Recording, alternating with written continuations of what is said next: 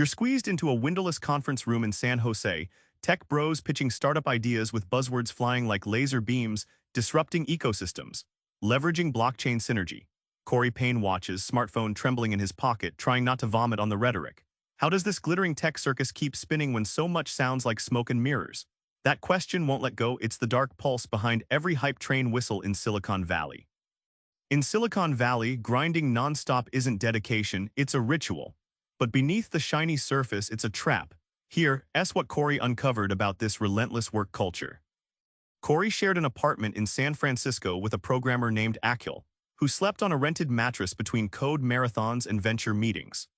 Akhil's day blurred into night, fueled by nothing but energy drinks and the unshakable fear that if he rested he'd fall behind, a prisoner to an industry that demands endless energy but gives back only burnout.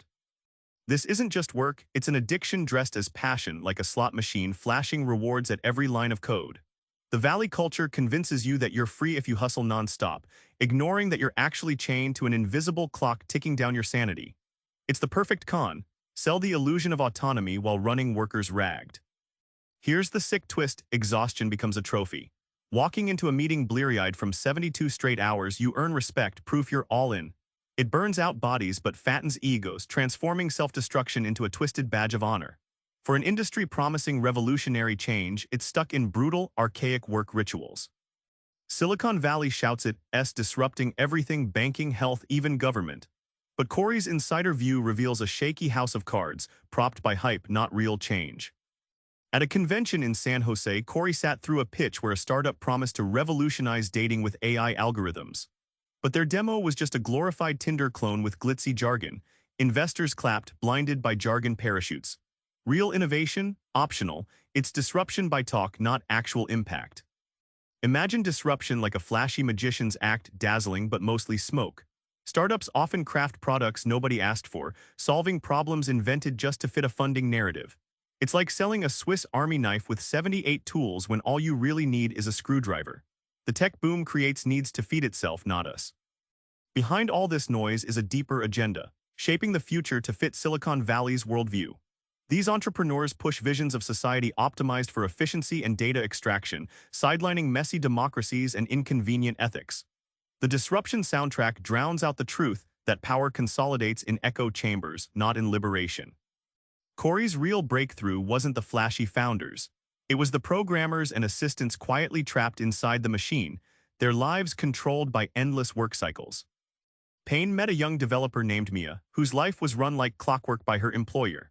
Meals, sleep schedules, even relationships bent around deadlines and team syncs. Her existence wasn't just about job tasks, it was micromanaged living, a modern-day serfdom coded in endless emails and mandatory social events. Think of this as emotional cage fighting. Employees must compete fiercely to appear indispensable, all while being subtly caged by corporate culture designed for maximum output. It's less a workplace and more a psychological boot camp that stifles curiosity and dissent, turning humans into compliance machines. The real shocker: most don't see it as exploitation. They buy into the narrative of opportunity and tech's noble mission so thoroughly they silence their doubts. The system's cruelest trick is making self-control obsolete, replacing it with company-driven control, while workers believe they're chosen and free. Remember that cramped conference room where noise drowned out meaning? Corey Pein's journey pulls back the curtain. The tech dream is tangled with exhaustion, illusion, and control, not liberation. Next time you hear disrupt, ask who's really disrupted. Try this: when chasing success, check your freedom meter. Hustle is not freedom if it costs your soul. Subscribe for more book summaries like this one.